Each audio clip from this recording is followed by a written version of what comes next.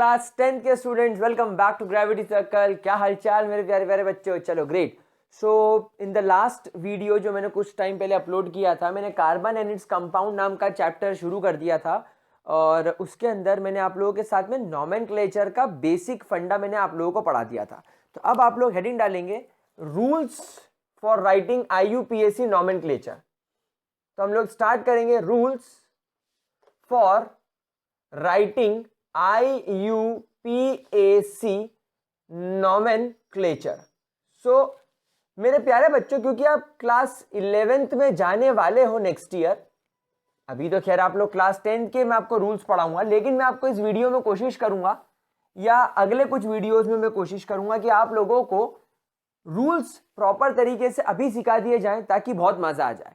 क्योंकि अगर आपका फाउंडेशन बन जाएगा तो आप लोगों को 11-12 में प्रॉब्लम नहीं आएगी। अगर मैं आपका यही फाउंडेशन बना दूं तो फिर आप लोगों को बस यही करना है कि आपको अपने टीचर से कहना है कि भाई साहब ये मैं कर लूंगा, आप ड्रीम 11 टीम बना लो।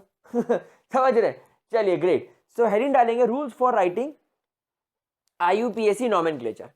सो मेरे प्यारे बच्चों, सबसे पहली और सबसे इंपॉर्टेंट बात यहां पर ध्यान रखना कि जब कभी भी आप किसी कार्बन कंपाउंड का या किसी ऑर्गेनिक कंपाउंड का नॉमेनक्लेचर करने जाओ तो आप लोगों को यहां पर सबसे पहले लिखना है रूट नेम। आपको सबसे पहले क्या लिखना है? रूट नेम, या इसको कुछ लोग रूट वर्ड भी बोलते हैं। क्या होती है सारी चीजें मैं सब एक्सप्लेन करूंगा एक एक करके, लेकिन इस तरीके से करूंगा कि मजा आ जाए। ठीक है, रूट वर्ड। रूट वर्ड के पीछे की तरफ आपको लगाना पड़ेगा सफिक्स, और रूट वर्ड के आगे आपको लगाना पड़ेगा प्रीफिक्स। रूट वर्ड के आगे आपको लगाना पड़ेगा प्रीफिक्स। ठीक है। अच्छा, रूट नेम आपको क्या बताएगा? रूट नेम आपको बताएगा number of carbons. Root name आपको क्या बताएगा? Number of carbon in an organic compound. In an organic compound, ये आपको बताएगा रूट नेम। वहीं अगर मैं सफिक्स की बात करूं तो बच्चा लोग सफिक्स दो तरीके के होते हैं। एक होता है प्राइमरी सफिक्स और एक होता है सेकेंडरी सफिक्स। ठीक है। अच्छा गाइज, एक बात मैं और बता दूं कि ऑन 6 फरवरी शाम को 6 बजे I am taking a special class on Unacademy, जिसमें कि मैं आप लोगों के साथ में डिस्कस करने वाला हूं कि अर्ली स्टार्ट क्यों जरूरी है। देखो क्या होता है कि जैसे हम लोग 9th में हैं या हम लोग 10th में हैं, 11-12 का बच्चा अगर ये वीडियो देख रहा है तो वो भी जरूर रेफर कर सकता है। वहां पर स्पेशल क्लास मतलब फ्री में रहेगी वो क्लास, उसके लिए आपको कोई पेमेंट नहीं करना पड़ेगा। उस स्पेशल क्लास के अंदर मैं आपको मोटिवेशनल सेमिनार टाइप लेने वाला हूं, जिसमें मैं ये बताने वाला हूं कि भाई अर्ली स्टार्ट क्यों जरूरी है अगर आपका एम जेई, नीट, KVPY जैसे टॉप मोस्ट एग्जाम को देने का है। तो गाइस उस स्पेशल क्लास की लिंक जो है ना वो मैं नीचे डिस्क्रिप्शन बॉक्स में दे दूंगा। तो एक बार उस क्लास को शाम को 6 बजे, 6 फरवरी शाम को 6 बजे अटेंड जरूर करना है। आधे घंटे का लगभग सेमिनार होगा, बट अटेंड जरूर करना। ठीक है, चलिए आगे बढ़ते हैं। तो मैं बात करता हूं सफिक्स के बारे में, primary and secondary suffix. Primary suffix बेटा आप लोगों को बताएगा कि आपका कंपाउंड क्या अनसैचुरेटेड है, क्या आपका कंपाउंड अनसैचुरेटेड है या आपका कंपाउंड सैचुरेटेड है। अब आपको थोड़ी थोड़ी हिंट आ रही होगी कि सर अनसैचुरेटेड का मतलब तो शायद ये अल्कीन हो सकता है या अल्काइन हो सकता है। जी हाँ, बिल्कुल सही समझे। या तो ये अल्कीन के बारे में आपको इंफॉर्मेशन देगा या तो ये आपको अल्काइन के बारे में इंफॉर्मेशन देगा। वहीं अगर सैचुरेटेड है तो ये आपको सिर्फ और सिर्फ अल्केन के बारे में इंफॉर्मेशन देगा। और secondary functional group secondary prefix आपको बताएगा कि आपके कंपाउंड में कौन सा फंक्शनल ग्रुप मौजूद है। क्या ये बात समझ में आ रही है? क्लास 10th लेवल पर ये बात नहीं बताई जाती, लेकिन मैं आपको यहां पर बता रहा हूं। ठीक है। अगर वहीं पर मैं बात करूं प्रीफिक्स की, तो प्रीफिक्स मेरे प्यारे बच्चों अगेन यहां पर आप दो तरीके से क्लासिफाई करेंगे, प्राइमरी एंड सेकेंडरी। ठीक है, प्राइमरी एंड सेकेंडरी। अब देखो सेकेंडरी का इस्तेमाल हम यहां पर अभी नहीं करेंगे because we are not going to talk about that. इसलिए मैं नॉर्मल प्रीफिक्स की आपसे डिस्कशन कर लेता हूं कि प्रीफिक्स का मतलब क्या होता है। तो बेटा प्रीफिक्स आपको बताएगा कि आपके कंपाउंड में सब्स्टिट्यूशन नाम की कोई चीज है क्या, किस चीज का आपके कंपाउंड में सब्स्टिट्यूशन है। तो बेसिकली IUPAC ने क्या बोला कि अगर आपको किसी कंपाउंड को नॉमेनक्लेट करना है तो आपको नॉमेनक्लेचर कुछ इस हिसाब से करना होगा। देखो हमेशा ध्यान रखना, रूट नेम आपको बताएगा कि आपके कंपाउंड में कितने कार्बन है, नाम के पहले लग रहा है इसलिए प्रीफिक्स, देखो P से पहले इसलिए P से प्रीफिक्स, और हम लोग जानते हैं कि नाम के पीछे लगाया जाता है सरनेम, नाम के पीछे क्या लगता है, सरनेम। ठीक उसी तरह नाम के पीछे लग रहा है सफिक्स, S से सरनेम, S से सफिक्स, आप इसको ऐसे याद कर सकते हो। ठीक है, अब देखो मैं आपको एक एग्जाम्पल यहां पर लेकर बताता हूं कि मैं आपसे क्या कहना चाहता हूं। जैसे मान लो मेरे पास में कंपाउंड है CH3 CH2 CH CH3 CH2 OH। अब जरा इस कंपाउंड को आप ऑब्जर्व करो तो देखो बेटा, इस कंपाउंड के अंदर ये OH is your functional group, ये OH क्या है, एक फंक्शनल ग्रुप है ना। दूसरी खास बात, ये CH3, क्योंकि आप देखो अगर आप इस लंबी चेन को ऑब्जर्व करोगे, अगर आप इस एक लंबी कार्बन की चेन को ऑब्जर्व करोगे, ये देखो इस लंबी चेन को देखो, अगर आप इस लंबी चेन को ऑब्जर्व कर रहे हो तो इस चेन के ये बाहर लटका हुआ है, मतलब एक पेड़ ऐसा उग रहा है और पेड़ के बाहर में एक ब्रांच निकल आई, एक छोटा सा आउटबट निकल आया। तो क्योंकि आपकी मेन चेन के जो आपकी एक्चुअल चेन है ये उसके बाहर आ गया है, ये उसके बाहर निकल आया है, इसलिए ये हो जाएगा आपका सब्स्टिट्यूशन, मतलब ये एडिशनल चीज लगी हुई है, ये सब्स्टिट्यूशन है। क्या बात समझ में आ गई? अच्छा, क्योंकि आप यहां पर इस कंपाउंड के अंदर देख रहे हो सारे के सारे बॉन्ड सिंगल हैं, इसलिए ये अल्केन फैमिली को बिलोंग कर रहा है, मतलब ये जो प्राइमरी सफिक्स आप लगाओगे वो आपको अल्केन वाला चूज करना है। ये तुम्हारा फंक्शनल ग्रुप है तो ये सेकेंडरी सफिक्स वाली पोजीशन इस ऑक्यूपाई करेगा, यानी अल्कोहल के लिए मैंने पिछले लेक्चर में सिखाया था OL लगेगा तो वो OL आपके यहां पर लगेगा। समझ में आ रही बात आप लोगों को? कोई दिक्कत? अच्छा, अब यहां पर रूट नेम या रूट वर्ड कैसे डिसाइड करेंगे, ये डिसाइड करेंगे कि आपके कंपाउंड में कितने नंबर ऑफ कार्बन है।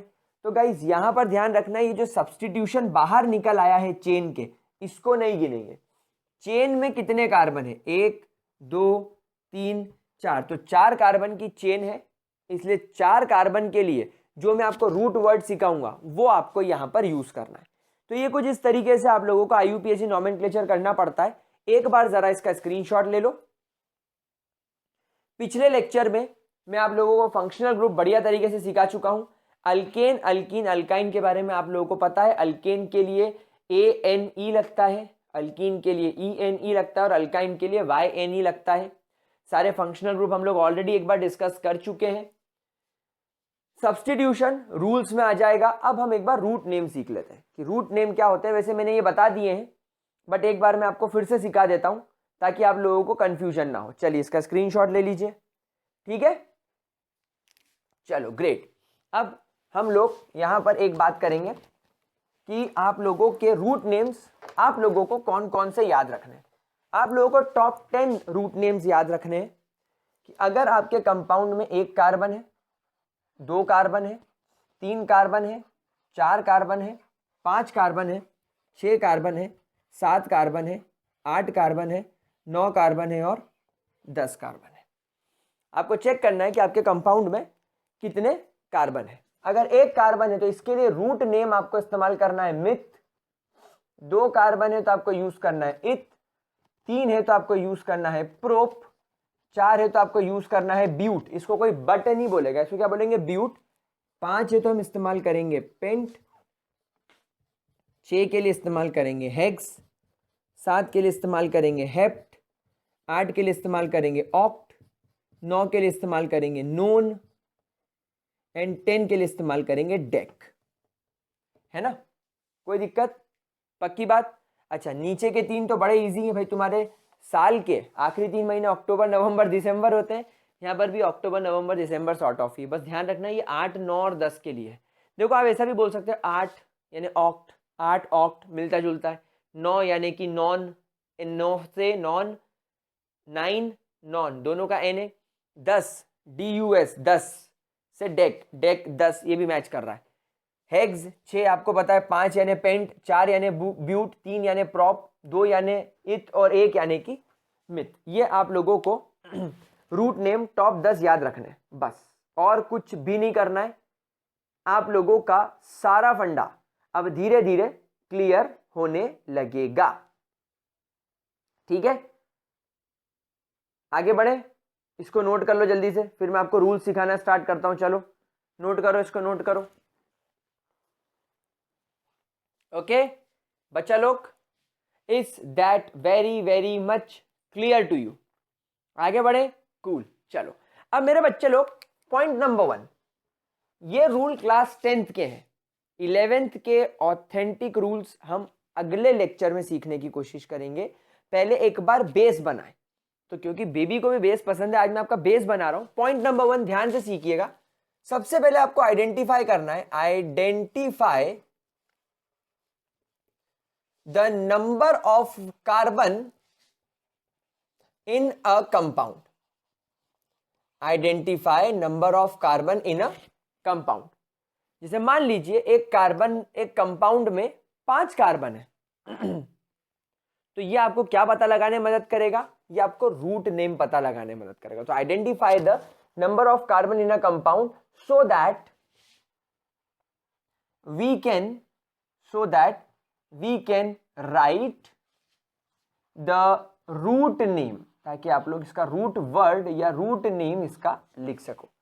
ठीक है, दूसरा रूल, फाइंड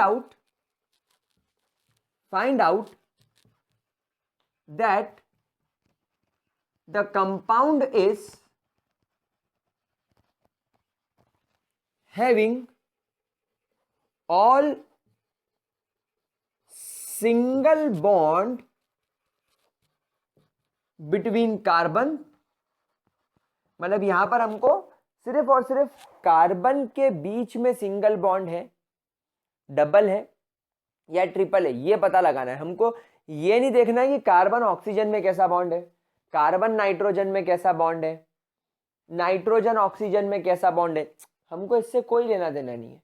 हमको किससे लेना देना है? 2 कार्बन के बीच में कैसा बॉन्ड है। तो अगर आपके कंपाउंड में मान लो 5 कार्बन है और वो पांचों के पांचों कार्बन में सिंगल बॉन्ड है, तो हम लोग बोलेंगे find out that the compound is having all the single bond between carbon, and if yes, it belongs to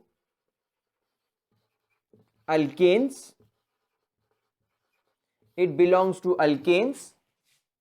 if there is at least one double bond, अगर इस कंपाउंड के अंदर एक भी डबल बॉन्ड आ गया, then it belongs to alkenes, and if at least one triple bond is there,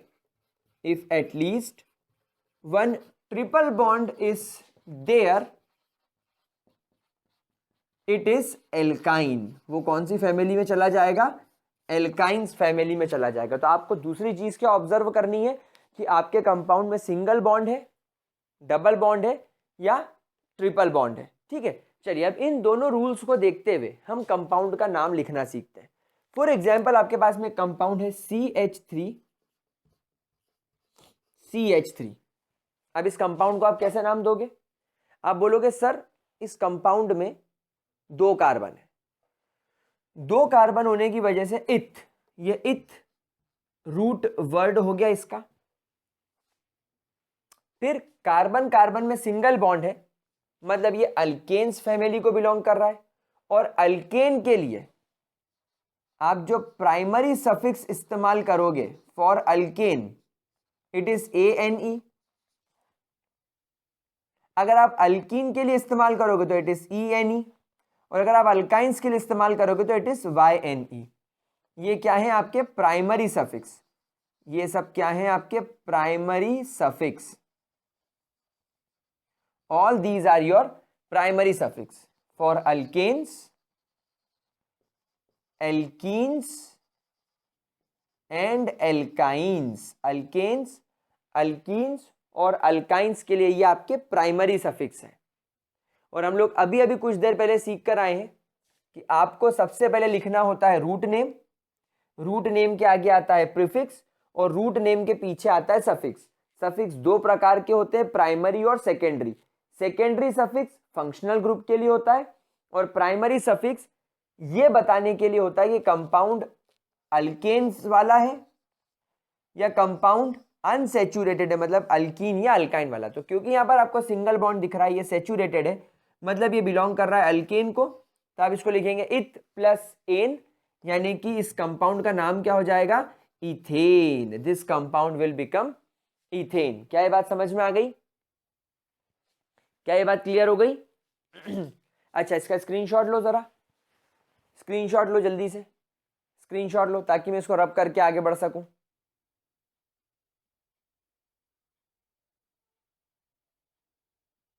ठीक है, चलिए ग्रेट।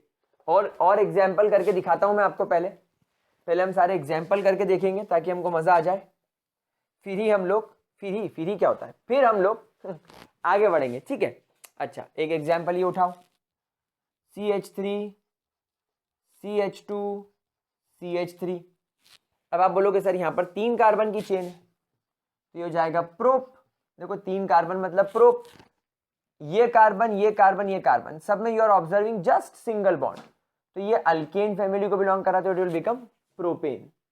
सिमिलरली अगर मान लो यहाँ पर CH3 CH2 CH2 CH3, 1 2 3 4 carbon है, 4 कार्बन के लिए आप इस्तेमाल करेंगे but plus N, it will become butane. Similarly अगर मान लीजिए तुम्हारे पास में यहाँ पर CH3 CH2 CH2 CH2 CH3, तो यहाँ पर आपको 5 कार्बन दिख रहे हैं, सभी के बीच में सिंगल बॉन्ड नजर आ रहा है, तो it will become pent N, it will become pentane. क्या बात क्लियर हो गई?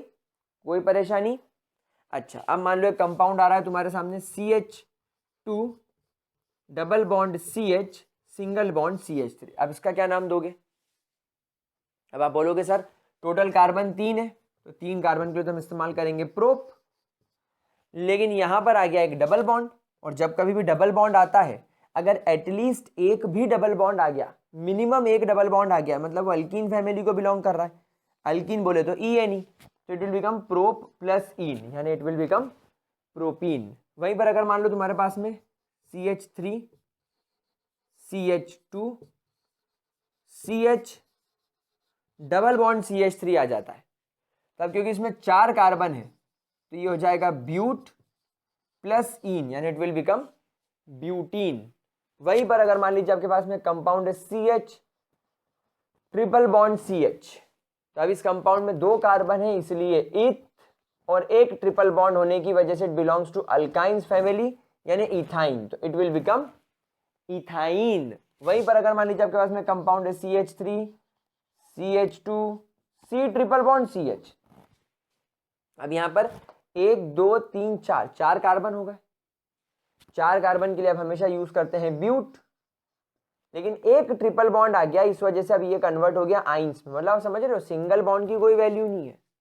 अगर तुम्हारे पास में 100 कार्बन की चेन है और तुमको 98 कार्बन के बीच में तुमको सिंगल बॉन्ड दिख रहा है, लेकिन 2 कार्बन के बीच में अगर ट्रिपल बॉन्ड आ गया, तो एक गंदी मछली पूरे तालाब को गंदा कर देती है। एक ट्रिपल बॉन्ड पूरे कंपाउंड को अल्काइन बना देगा, एक डबल बॉन्ड पूरे कंपाउंड को डबल बॉन्ड बना देगा। एक सिंगल बॉन्ड अगर हुआ और सारे सिंगल बॉन्ड है, तो बेचारा अल्केन रहेगा, अदरवाइज वो अल्कीन या अल्काइन हो जाएगा। चलो एक एग्जांपल ये देखो, CH3 CH triple bond CH, नहीं C ट्रिपल बॉन्ड CH, इस कंपाउंड का नाम क्या होगा? Propyne, it will become propyne. Basic point समझ में आया? क्या इतना पॉइंट अच्छे तरीके से समझ में आया मेरे प्यारे बच्चों को? कोई तकलीफ इसके अंदर किसी भी तरीके की? ठीक है, चलो स्क्रीनशॉट ले लो।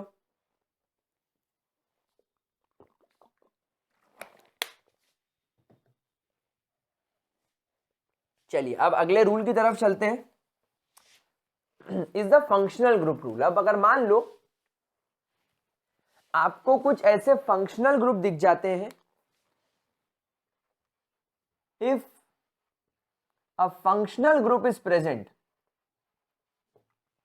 If a functional group is present, तो अब आपको क्या करना है? तो सबसे पहले आप ये देखो कि फंक्शनल ग्रुप कौन से टाइप का है।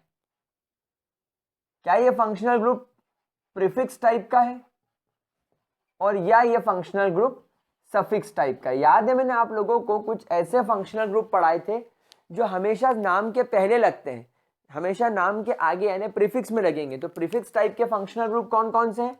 आपके जितने भी हेलोजन्स हैं वो सब आपके प्रीफिक्स टाइप के हैं। फ्लोरो, क्लोरो,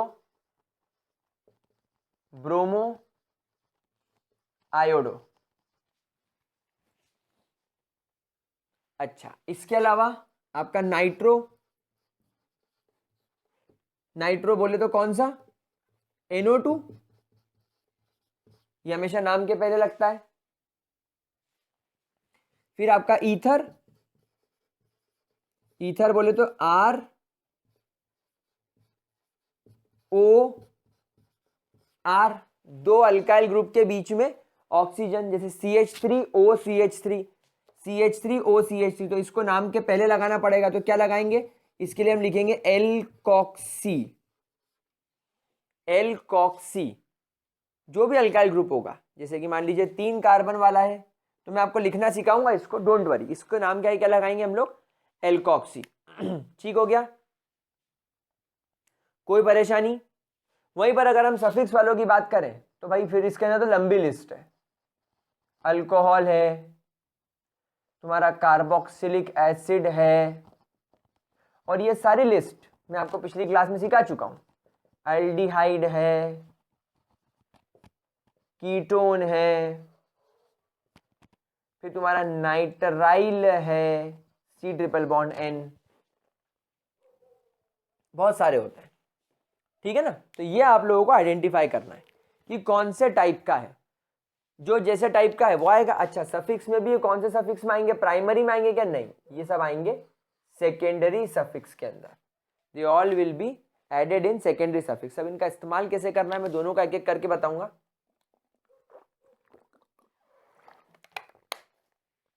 पहले मैं आप लोगों को प्रीफिक्स वाले का इस्तेमाल करना सिखाऊंगा, फिर मैं आप लोगों को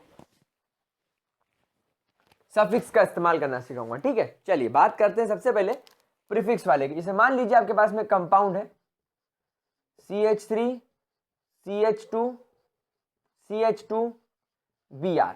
अब इस कंपाउंड में आप ऑब्जर्व कर रहे हो फंक्शनल ग्रुप है। सबसे पहले हम क्या करेंगे? रूल नंबर 1, कितने कार्बन है? 3, 3 कार्बन है यानी कि प्रोप। फिर कार्बन कार्बन कार्बन में कैसे बॉन्ड? इनमें भी सिंगल बॉन्ड, इनमें भी सिंगल बॉन्ड, इसलिए एन, यानी आपका रूट नेम लिखा मैंने। सबसे पहले मैंने आपका रूट वर्ड लिखा, फिर मैंने आपका प्राइमरी सफिक्स लगाया अल्केन अल्कीन अल्काइन वाला, और अब मैं आप लोगों का सेकेंडरी सफिक्स लगा रहा हूं। लेकिन यहां पर प्रॉब्लम ये हो गई कि जो तुम्हारा ब्रोमीन नाम का फंक्शनल ग्रुप है, ये ब्रोमीन नाम का फंक्शनल ग्रुप तो सफिक्स में कभी आता ही नहीं है। कहां पर? सेकेंडरी सफिक्स में कभी आता ही नहीं है। तो हम सेकेंडरी सफिक्स को अवॉइड करेंगे। फिर ये कहां आता है? ये तो हमेशा प्रीफिक्स में आता है। तो अब हमें यहां पर लिखना पड़ेगा प्रीफिक्स में रूट वर्ड। तो प्रीफिक्स में कौन आएगा? ब्रोमीन। तो ब्रोमीन के लिए क्या यूज होगा? ब्रोमो। तो ये बन जाएगा bromo plus prop plus N. तो इसका नाम क्या हो जाएगा? इसका नाम हो जाएगा ब्रोमो प्रोपेन। क्या ये बात समझ में आ गई? यहां पर ब्रोमो को मैंने कहां लगाया? प्रीफिक्स में, यानी रूट वर्ड के पहले। अच्छा, और एक कंपाउंड उठाते हैं। चलिए एक कंपाउंड उठाते हैं CH3 CH2 NO2। अब मुझे बताइए NO2 का क्या होता है? हमेशा तो नाम के पहले लगता है सर। इस ग्रुप का नाम क्या है? नाइट्रो। छोड़ो, सबसे पहले बताओ कितने कार्बन है? 2, इसलिए आपने लगाया इथ। दोनों कार्बन में सिंगल बॉन्ड, इसलिए आपने लगाया एन। और ये NO2 नाइट्रो सिर्फ नाम के पहले आता है, तो इसका नाम हो जाएगा nitroethane. It will be called as nitroethane. अच्छा, फिर मान लो तुम्हारे पास में आ गया CH3Cl। इसका नाम कैसे लिखोगे? तो आप बोलोगे सर इसमें तो एक ही कार्बन है, इसलिए मिथ, और मिथ हमेशा अल्केन फैमिली को ही बिलोंग करता है।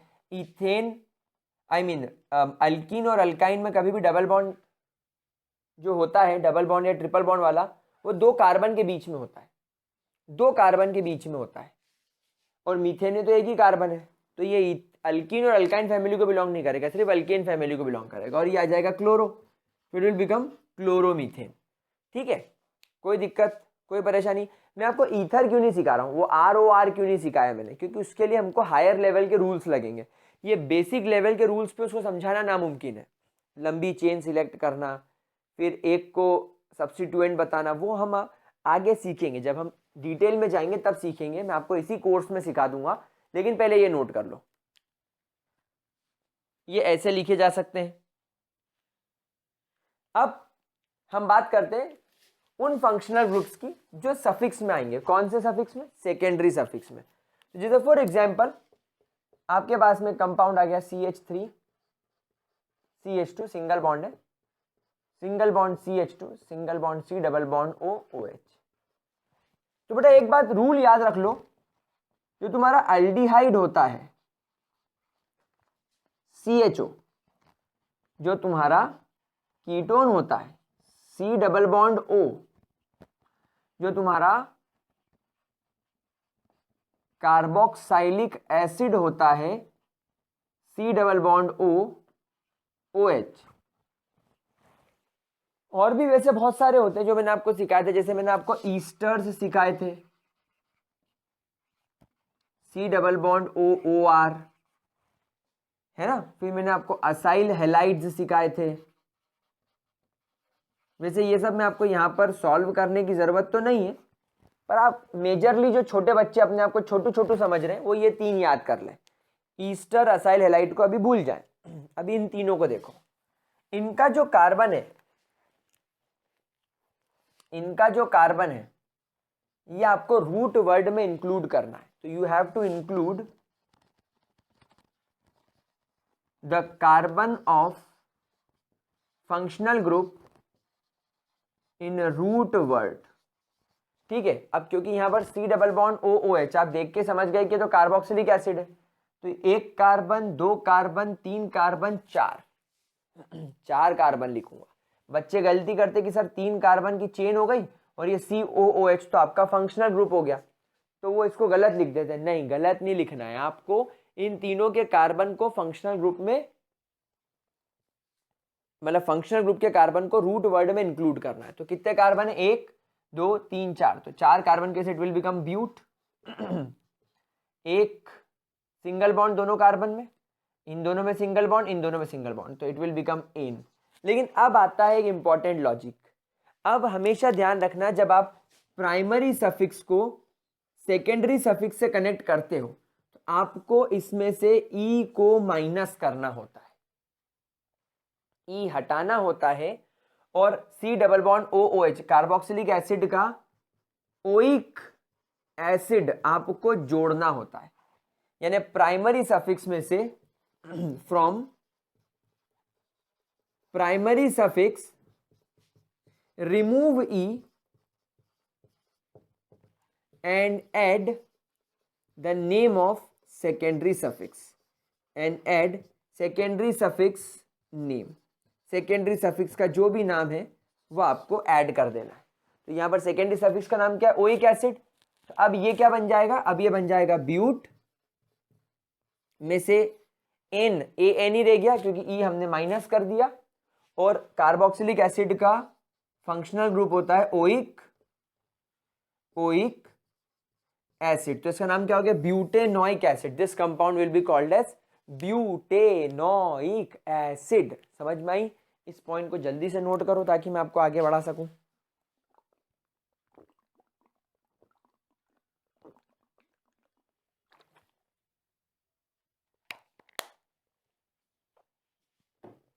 ठीक है, नोट कर लिया और एग्जाम्पल करके देखें। चलिए शाबाश। जब कभी भी किसी फंक्शनल ग्रुप में कार्बन दिखे उसको अपने रूट वर्ड में इंक्लूड करना है। चलो अब मैं कुछ एग्जाम्पल आपके सामने लिख देता हूं, आप फटाफट इसके नाम बताओ। जो फंक्शनल ग्रुप वाली टेबल है उसका इस्तेमाल करो और मुझे इसके नाम बताओ।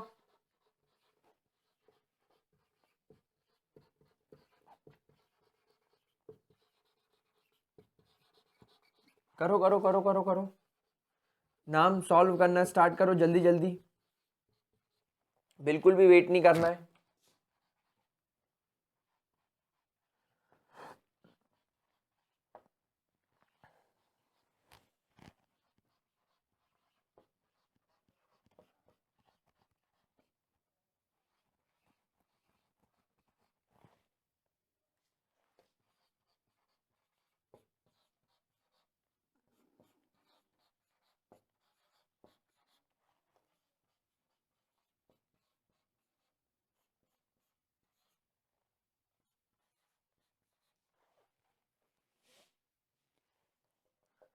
चलो बताओ कैसे नाम होगा।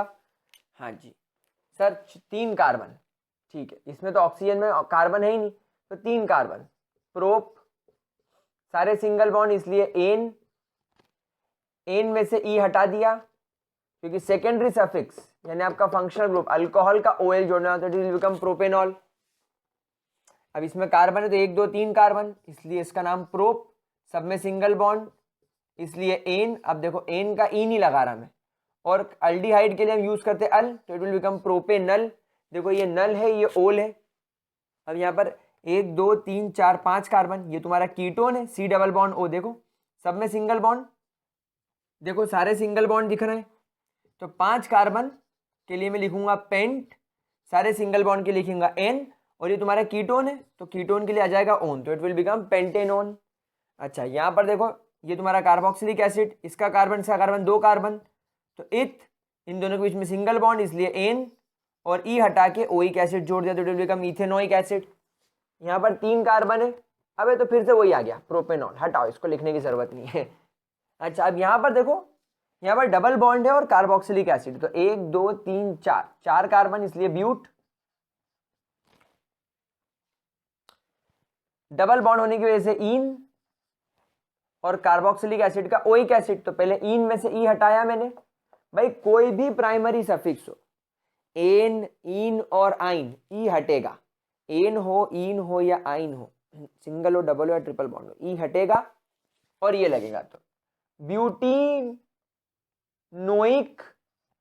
एसिड, ये ब्यूटेनोइक एसिड था, जिसे इथेनोइक है, ये ब्यूटीनोइक है, इन आ जाएगा। यहां पर क्या होगा 1 2 3 कार्बन इसलिए प्रोप, एक डबल बॉन्ड होने की वजह से इन, ई हटाओ और अल्कोहल का ऑल जोड़ दो, प्रोपीनॉल, इट विल बिकम प्रोपीनॉल। अब यहां पर ट्रिपल बॉन्ड आ गया, 3 कार्बन है, प्रोप, ट्रिपल बॉन्ड की वजह से आइन, ई हटाया YNE में से क्योंकि ट्रिपल बॉन्ड के लिए YNE लगता है, इसका ई हटाया और अल्कोहल का और जोड़ दिया, प्रोपाइनॉल, इट विल बिकम प्रोपाइनॉल। अब आपके ऊपर डिपेंड करता है मेरे गुलगुलो कि आप इसकी कितनी प्रैक्टिस करते हो। ये आपके मैंने क्वेश्चंस जो IUPAC नॉमेनक्लेचर है ये बेसिक लेवल के करवाए हैं। अब हम लोग हायर लेवल के नॉमेनक्लेचर जरूर करेंगे, लेकिन इस चैप्टर को कंप्लीट करने के बाद, इस लेक्चर के बाद में मैं आपको कार्बन एंड इट्स कंपाउंड की कुछ केमिकल प्रॉपर्टीज करवाऊंगा, इस चैप्टर को खत्म करूंगा, फिर एक सेपरेट क्लास लेके IUPAC नॉमेनक्लेचर ले लूंगा।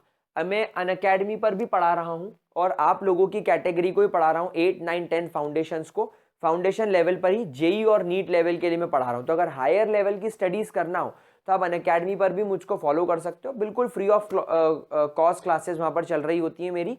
इन case you want you can join, मैं डिस्क्रिप्शन बॉक्स में लिंक एंड कोड वगैरह सब दे दूंगा। तो that's all for this video guys, bye bye and have a great day मेरे लाडले बच्चों।